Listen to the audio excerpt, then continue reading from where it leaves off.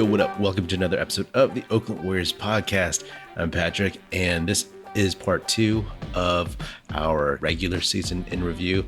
I got together with Aram in Toronto, and we talked about some of the things that we loved about the season, some things we didn't really appreciate too much, but it was a lot of fun just kind of talking about the regular season before jumping into the playoffs and the postseason. So check out part 1 if you haven't yet. The link to that will be in the show notes below. All right. Enjoy. Something that's more fun than the awards. Like I mentioned, I'll generally mostly just watch the Warriors games and kind of be able to go through the league by watching their opponents. And so through the whole season, because you watched all of the games, who are maybe your top 3 favorite non-Warriors players this year? Top 3 favorite non-Warriors. First one's Anthony Edwards. I liked him pre-draft 2020. I was like entertaining like the idea in my head of like, wow, what if you have Steph and Clay and then you bring like this change of pace guy Edwards off the bench? And I've just enjoyed seeing him play. You know, he's a fun guy to watch, and his athleticism is insane. And if he was playing like in a bigger market, man, like it'd be crazy. That dude is legit good. Yeah. He's one of the reasons why I didn't want the Warriors really to face the Timberwolves in the first round, just because he's such an X factor and he could just like go off. Yeah. You know, he could drop like 40 on the Warriors and no one could stop him. So I like watching him play. I like watching John Morant, but I don't really like John Morant that much, probably because he's on the Grizzlies. Just again, sheer athleticism. I would love to see both he and Edwards go into the dunk contest, but whatever. And then I will say, man, also I have a couple more, but I will say just Kent Bazemore. What? All right, no offense. I was not expecting that. The dude played like 35, 36 games, and he didn't play much. Haircut. Yeah, he's a new hairstyle. Looks very LA. Looks good. But I mentioned him because he doesn't play much, but whenever I would see him, I'd be like, oh yeah, man, that dude chose 1 year with the Lakers over like a 2-year contract with the Warriors. And, you know, it would just kind of like, you know, he makes way more money than I do, but it would just kind of make me chuckle, you know, just how things play out and everything. So I have to admit, I think when he left, I was kind of part of the Warriors fandom that was like, not that it was about him. It was about like, no, like he went to the Lakers. No, the Lakers are a more attractive place for people to go to right now. No. Right. So, I mean, and he was decent on a terrible Warriors team last year. So yeah, wow, I was not expecting that name. So nice. You ain't getting that content nowhere else. No, Kent Bazemore content. So my top ones would be, I mean, we talked about this a little bit in the beginning, is, you know, I'm in Toronto. I mean, Scotty Barnes has been like, if there's any other team, I'll occasionally tune into the Raptors games, and Scotty Barnes is, I love that guy, and you know, I love Kuminga and what he'll be for us, but man, you watch Scotty Barnes and like, man, the Raptors made a brilliant choice there, and I mean, he's already kind of like a star here. He's on a lot of like commercials and stuff locally. I mean, he's got that big smile, and he's very charismatic, and he's just gotten, you know, better, and he can do everything. But I mean, so Scotty Barnes and basically the entire 2021 draft. I mean, right. I think we were so focused on it and like tankathon, like meeting all the prospects and whatnot, that I mean, you said it a little bit before, just like, you know, we do live in such an age of like hyperbole. So for people to say like, this may be such a great draft, and they said that 2 years ago, and for it to actually deliver on that has been really cool. And I mean, even like on NBA TV, I'll watch a little bit of a Orlando Magic game. I want to see Franz Wagner and Jalen Suggs. I want to see those guys. Like, when we play the Kings, it's like, let's see Davion Mitchell. Like, imagine him instead of Moses Moody, right? Like, and so it's been awesome to see this draft class. I mean, and I really agree. I think it may rival that 96 class. So we'll see. I mean, I think, like I mentioned him in my MVP picks, is that, like, I mean, Giannis is special, and he's just like so dominant, and to the point where, like, if I ever ran into like Jim Barnett, and I guess I could just tweet him, but I'd ask, like, is Giannis kind of like if Wilt Chamberlain played right now, would he be Giannis? Like, similar size and just like freak athleticism, like power and speed, and just like and skill. I mean, I think Wilt maybe would have been a little bit more skilled in some ways, but I mean, but Giannis has just added to his bag so much this year. So I mean, he's like a video game. And my last one, I've I've always like mentioned him throughout the year, but man, I love Isaiah Stewart. Whenever I see the Pistons play, like that's my guy. And you know, his bloody nose rampage that certainly helped, because like, it was like a cut. I like got a cut over his eye. Oh, it was his eye. It wasn't his way nose. worse than a bloody nose. Yeah, I mean, like I love that. And the guy plays at such an edge, but he's and he went over it on that. But you love it when you see guys show how much they care. I mean, he was enraged, right? You know, and so he plays with an edge. He's so tough. He's relentless, and he's really developing. And you know, we grew up watching 90s basketball. He reminds me of like a Charles Oakley type. You know, but for just sure. Like, but because you always think, you're like, oh, Charles Oakley couldn't play now. Like, he would have no shot. And it's like, Isaiah Stewart. You know what I mean? Like, he's covering those pick and rolls like pretty well, like being on an island against smaller guys. And I love. Can you just imagine if that had happened to James Wiseman? Like, I would have like Oh wait, you mean getting a cut? Yeah, I would have loved an ounce of that in James Wiseman, just like the fieriness to come after LeBron. Like, I would have, like, obviously I don't think Wiseman would do that, but just the that like, I applauded that so much. I was like, this is great, you know, this is fantastic. Actually one of the more entertaining moments of the season outside of the actual game play. You know what I mean? Totally. Not that I wanted to see a brawl per se, but I was you know. I mean, it wasn't gonna get to that anyway. Like, you know, the game's not like that now. So. What if he gets like LeBron in a headlock? That'd be kind of funny. Okay, so those are our top 3 favorite players. Okay, I want to know, who are your top 3 hated players? You just like, you can't stand these dudes. In no particular order, I'll start with Russ.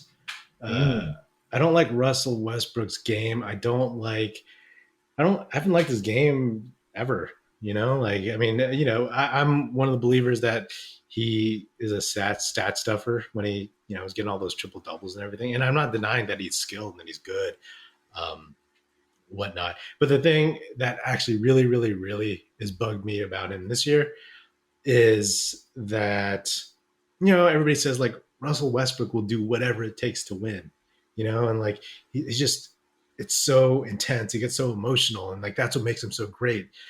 But like, I'm like, well, he'll do whatever it takes to win, except what the team needs him to do to win. You know what I mean? It's like, he won't play this role if it's better for the team. He won't come off the bench if it's better for the team, but like, he'll try hard and he'll take those tough, difficult shots because he wants to win, even though that's not helping the team win. So that's my biggest gripe, and like the hypocrisy of like the Russell Westbrook mistake. And then the whole West Brick thing, like, I don't want to get too into that because I think it's silly, but like, it's a nickname. He's been talking smack to people for years. He's been rocking the baby Yeah. for years. He's been doing all this stuff, and it's like, oh, that's out of bounds, like it's not a slur. It's not that even like, it's actually quite just descriptive, and side of the backboard, so like, for a guy who dishes it, I would hope that he could take it, and he, associates it with like his family and his kids, and I get that to some extent, but like, I don't think there's like a loss of perspective there, I think. Mm-hmm. But who else? I don't. I mean, I could just go down the Lakers roster, but well, how here. While you think of one, I'll give you one of mine, because it's basically that. It's kind of like, and I don't know if it's like hated, but it's like, Anthony Davis. Like, I'm like disappointed. It's just like he's like a shell, and it's like annoying. It's just like he's like talking smack about Phoenix, and like, oh, they got lucky, and it's just like, dude, like you can't stay healthy. Like, you're not in any position to be talking, like this, and just like how far he's fallen from. So it's just like super annoying, and just like the way he will crumple in games, and I don't know if he's actually crumpling. I think he's flopping, and then of course, we are Warriors fans, so of course, like LeBron, like I can't. It's just like all the like manipulating. I just like, I've never liked it. Like, the talent is undeniable, but just like the like, I think it was somebody pointed out that like, he, like, they were going into the tank, and he became the scorer. I'm gonna do what the team needs, right? And it's just like, I think you're trying to get a scoring title. I think you're trying to catch Kareem this season. And then there was even a point where people were marveling at all the points he was scoring, and he's like, people didn't believe I was a scorer. And then it's like, so there was a journalist who was like, no, that was you that said that. You said that you're not really a scorer. Like, remember that? Like, did he respond to that? No, it wasn't in a scrum, but it was like, I think it was on the Tampering podcast, on the Athletic. They brought that up. It's like, oh, remember when LeBron actually said he wasn't a scorer? He's more of a distributor, which he did say. I remember. So it's like, the shifting narratives, the manipulations, the passive aggressiveness, the like trying to get on the Warriors. It's like, come on, man. Mm-hmm, mm-hmm. Yeah, I mean, like, since you mentioned those two guys, they were on my list, so I won't count them on my list. And trust me, I don't want like this long segment of just like, who we don't like. But I will say about Anthony Davis is that what bugs me is that, like, again, a lot of the stuff is just like what people say, right? And that's what bothers me. It's like the whole thing about Phoenix got lucky, the stuff about like, oh, if we'd only been healthy. He's talking like some guy who actually sounds insecure now, about his place and about his ability to stay healthy. He's probably, hearing a lot of flack on social from other people and whatever. But he, like, we all know that whatever those three guys on the Lakers, they played 21 games. They were 11-10, not so great. Steph, Clay, Draymond, they played 11 minutes. Hey, how about that? Denver didn't have Jamal Murray all season and Michael Porter Jr. for most of the season. And so, like, I'm just tired of like that kind of BS, like, own up to it, maybe, talk about how, like, injuries, whatever. Like, I read how he's like, these aren't ticky-tack injuries. And I'm like, that's the point, man. That's the point. These injuries you're suffering through aren't like we're not questioning your toughness. Mm-hmm. At least I'm not. Like, we're questioning your frailty, like you could be frail and then not have ticky-tack injuries like a busted ankle or an MCL. And yeah, sure, like some of them it just happens in the course of a game, but yeah, stuff happens in the course of a game and you just crumble and fold. So I think it's a combination of bad luck, but like also it's who he is. And we talked about this beginning of the season that we didn't believe in the Lakers because we didn't believe in Anthony Davis's ability to stay healthy. Like that's the bottom line. Like I didn't think it would. Like that's why I didn't think the Lakers would pull through. I didn't think they would be this bad. That combined with like the Russell Westbrook poor fit, it kind of made sense that they weren't going to be that good. Again, I was thinking that maybe they'd be able to be in the top 4 or 5, but I didn't expect them to be this bad.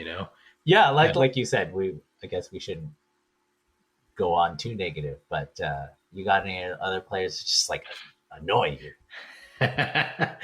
Well, I've talked about Trae Young before, so I won't belabor that one. Although I watched him in the last Warriors game when they played like the last month, and I could respect his game a little bit. As a little dude out there, he does bait for fouls, but like he does have game, right? Like it's not just that. And he has a really good team built around him. Travis Schlenk did a good job, and it's crazy because once that Luka Trae Young trade happened, I was like, oh my God, what an awful trade for the Hawks. So he's outside of the baiting for fouls. He's been pretty good. So I don't hate him. I don't dislike him as much as I used to. Yeah. But the last one I'll mention really quickly is Dylan Brooks. Dylan Brooks is one of those guys that if he's on your team, he's like Draymond. You love him, right? Yeah. But his scowling is so corny to me. It's super corny. It's not even that like, oh, I don't like him because he is so good on defense and he's always up in Steph's face. I don't care about that. I mean, that's what you do, Sure, if you're willing to do that, that's what most guys should do, but they don't. But I'm a tough guy. I'm Dylan Brooks. I'm like mean mugging everybody. I'm like, kind of epitomizing that Memphis Grizzlies haven't won anything yet vibe. They're a good team, but like, stomp your feet after you've hung up a couple banners or at least like a Western Conference title. Yep. All right. Well, things to talk about still. I mean, kind of off your Trae Young take is a guy I actually don't really like watching play is Luka. I mean, he's incredible at what he does. I just don't like watching the way he plays and the way that team is centered around him. I mean, he's like a better James Harden, and I didn't like James Harden either, right? Like, just like, okay, let's see what this guy does, like the heliocentric offense, whatnot. I don't really like that kind of basketball. So I hope we don't match up with them in the playoffs because I just don't want to watch games like that, to be honest. Also they play us tough, and then the other one is like, okay, it's two guys, and it's not their fault. But they annoy me because of the way other people talk about them.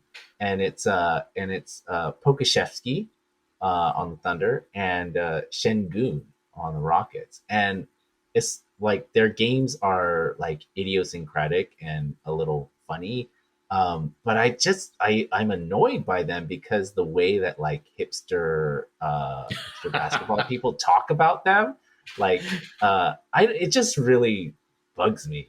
And I think there's some like I don't know. I think there's some biases that play into that too. I mean, and part of it is, they are coming from, basketball regions that are, off the North American track, so they do have different style. And I'm sure that's what allures people to them, but it's also like, okay, just get over it. Like you don't have to bring them up every time.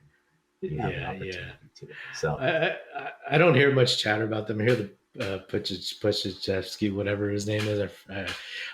You sound like Shaq.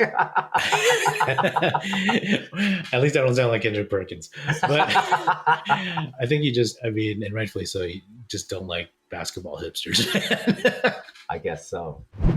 The NBA playoffs mean next level basketball. Get ready for all the action by betting the play-in tournament with DraftKings Sportsbook, an official sports betting partner of the NBA. New customers can bet $5 on any team to win and get $150 in free bets instantly. You clinch a win no matter what. All DraftKings Sportsbook customers can also bet on NBA hoops with same-game parlays. Combine multiple bets from the same game for a bigger payout. The more legs you add, the more money you can win. Plus, for each day of the play-in, get a risk-free bet up to $10 if your same-game parlay doesn't hit. Download the DraftKings Sportsbook app now. Use promo code TBPN. Bet $5 on any NBA team to win their game during the play-in tournament and get $150 in free bets instantly. That's promo code TBPN at DraftKings Sportsbook, an official sports betting partner of the NBA.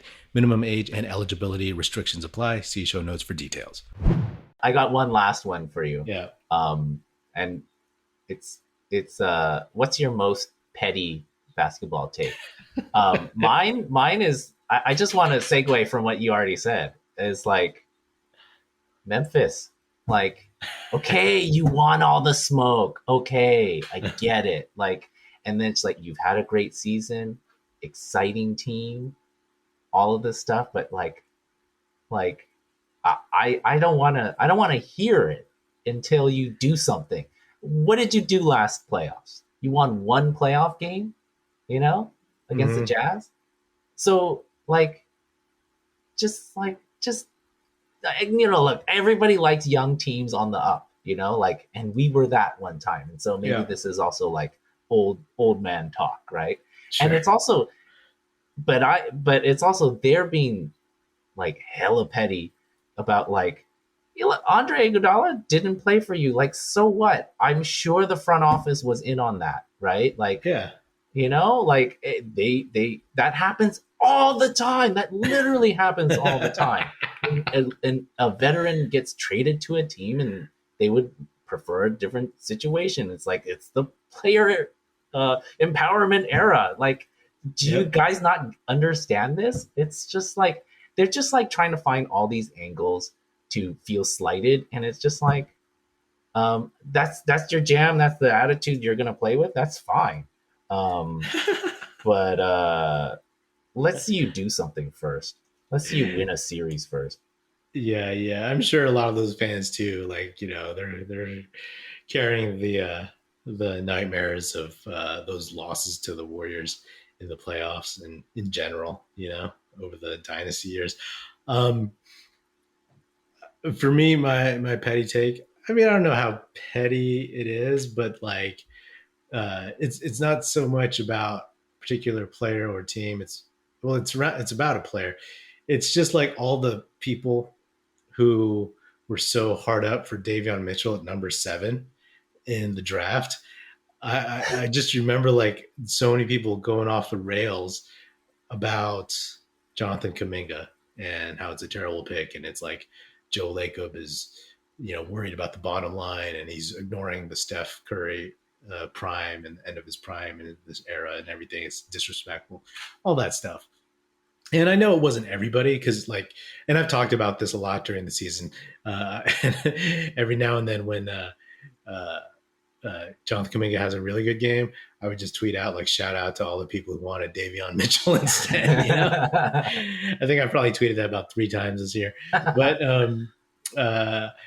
because to me, like, these are people who are like rabidly, passionately saying like, oh yeah, Steph is like, oh, we gotta, win now, trade the farm, I'm like, Bradley Beal.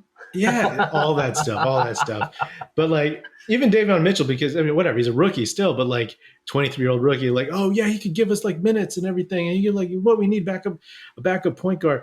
But it's like, no, man, you take the best player available unless you just start watching basketball or following the draft of the NBA in the last 2 years. You know what I mean? Like, not taking the best player available has burned many a team and many a Warriors season by not doing that. So, like, I have some receipts, some like screen grab and bookmark tweets from people and like just, saying ridiculous stuff about that pick.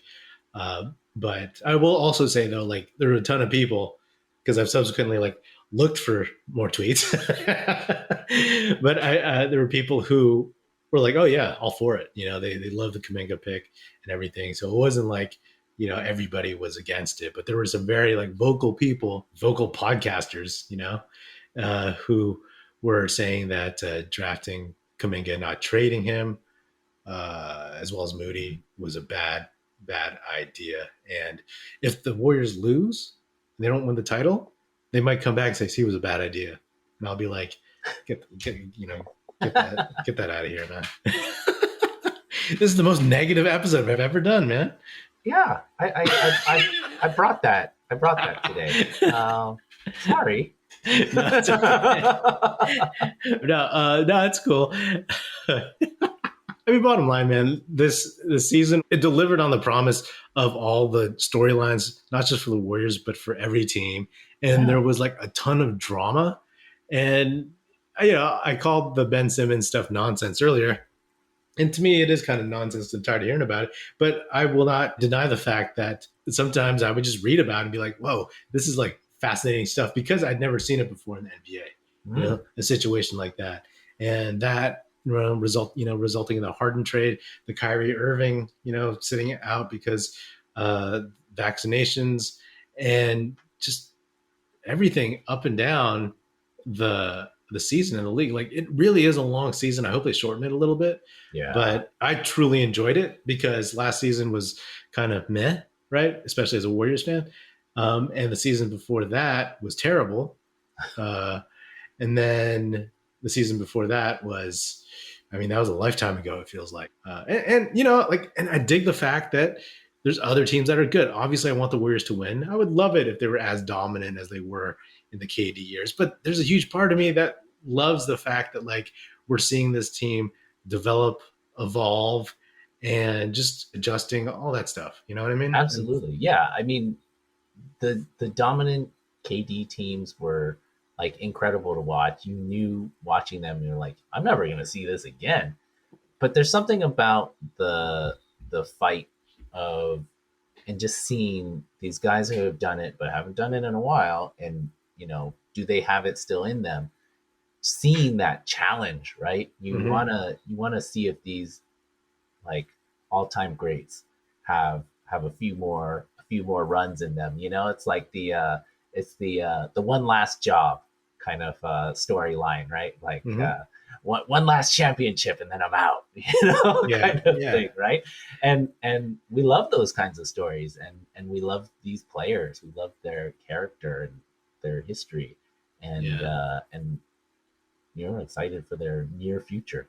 Everybody that thinks like the Suns are like by far the best team in the league, they are a very, very good team, and they have the best record by far, but they're not the Warriors in terms of like them versus the competition from 2015 to 2019 or something, So again, if Steph, Dre, Clay stay healthy and start clicking, I like our chances. I won't say anything beyond that, because for all you listeners, Aram and I will be back for a playoff preview episode in a few days, a couple days, I don't know, sometime soon, in just a couple days. Right? Yeah. After the play-in round, so that we know what the what all the series are going to be. So we'll be talking about that, and then we'll get into more of this stuff, and we won't be talking petty takes and who we dislike the most. We just had to tie some things up, okay? Get some things off our chest before the play. Cathartic. Yeah. Well, thank you, Aram in Toronto. I don't know, maybe next year I just call you Aram Collier. I like Aram in Toronto. That's like okay, Aram in Toronto. It is. Yeah. All right, man. Well, thanks for coming on. Always good to have you. Yeah, anytime. All right, that is another episode of the Oakland Warriors podcast. Be sure to subscribe wherever you get your podcasts. Feel free to hit me up on Twitter at Patrick Epino, E-P-I-N-O, or at Oakland Warriors. You can hit up Aram at Aram Collier, A-R-A-M-C-O-L-L-I-E-R. Check us out at oaklandwarriors.com. And be sure to check out our YouTube channel. The link will be in the show notes below. Be sure to tell your fellow Warrior fan friends to tune in and listen. The Oakland Warriors podcast is produced by National Film Society and is a part of the Basketball Podcast Network. And if you're so inclined, please do leave us a 5-star rating on Spotify and or Apple Podcasts. And also leave us a nice review on Apple Podcasts. That would be very much appreciated. Thanks for listening. That's it. Music in this episode provided by Paper Sun. Special thanks to Paul Amardo for production support. See you next time, and go Dubs.